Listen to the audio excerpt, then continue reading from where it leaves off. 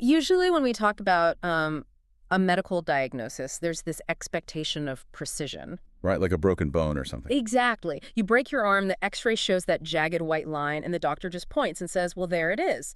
But then you step into the world of human behavior, of choices and rebellion, and suddenly that x-ray machine is just murky. Yeah, it really is. So today we're doing a deep dive into the source text of The Prodigal Son. We want to decode the biology, the psychology, and honestly, some genuinely shocking first-century history behind it. It's going to completely change how you see the story. It really will, because our mission here is to understand why we have this urge to just, slam doors and burn our lives down. Like, is it just us making terrible choices, or is our brain treating life like a Vegas bender? Well, it's a fascinating overlap, really, because we tend to treat rebellion as this purely moral failure. Right. But if you look at Zuckerman's 1994 research on sensation seeking, it shows that the urge to pack a bag and bolt is heavily biological. I mean, some nervous systems are quite literally wired to crave high arousal, risky experiences. Wait, so the younger son in the story, his brain was basically working against him. Pretty much, yeah. His prefrontal cortex, which is the brain's brake pedal that evaluates long-term consequences, it was flooded. It was basically taken completely offline by dopamine. Okay, well, I have to push back here just a bit. Because flooded prefrontal cortex or not, asking your dad for your inheritance early is, it's incredibly cold. Oh, absolutely. He treats his father like an ATM. That doesn't sound like a biological hiccup to me. That just sounds like, being a selfish jerk. On the surface, yeah, 100%. But psychologically, that behavior tracks perfectly with what we call insecure avoidant attachment. Okay, what does that mean exactly? So when someone feels subconsciously anxious about intimacy, their primary defense mechanism is to build this massive wall of extreme self-reliance. Ah, I see.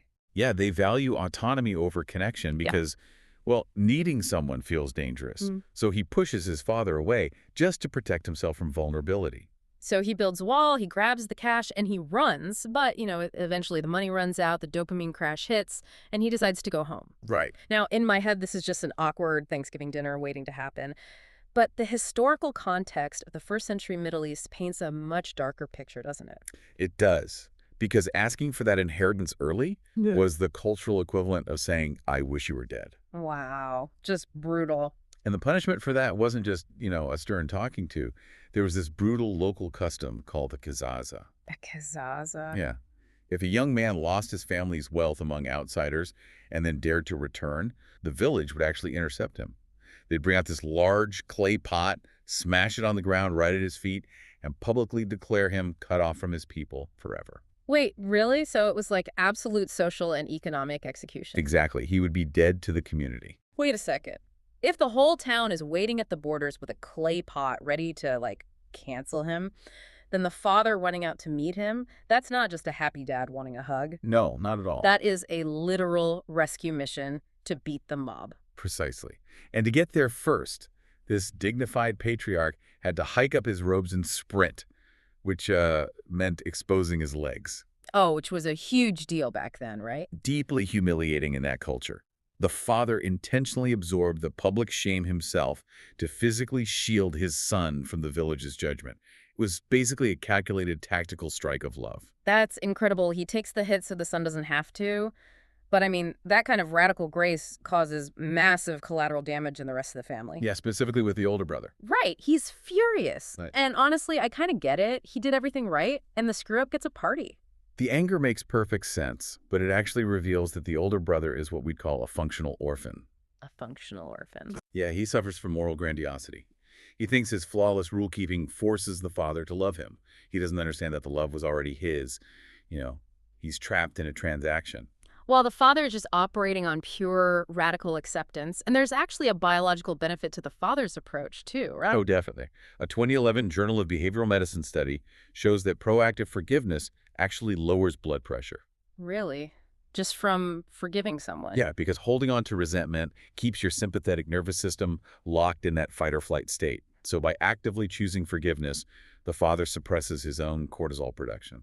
Wow. So his grace doesn't just save his son from the mob, it biologically protects his own heart. Exactly. It's keeping him alive.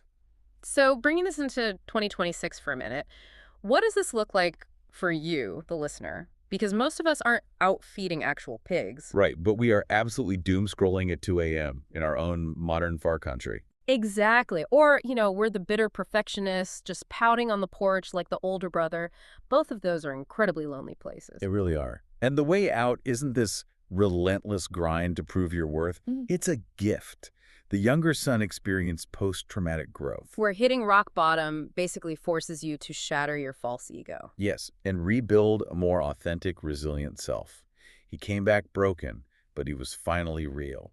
Which actually brings us to a wildly different way to look at this whole source text. Hmm. Early apocryphal texts, like the Gospel of Thomas, suggest that the son's fall wasn't actually a moral failure at all. Right, it was something else entirely. It was amnesia. He didn't just run out of money, he forgot he was a prince. So going back to that X-ray we talked about at the very beginning, maybe the jagged line we see on our own scams isn't a broken bone. Maybe it's just a forgotten identity. Exactly. So I'll leave you with this. If your own moments of rebellion or burnout are actually just symptoms of spiritual amnesia, what royal pearl of your own identity have you forgotten today?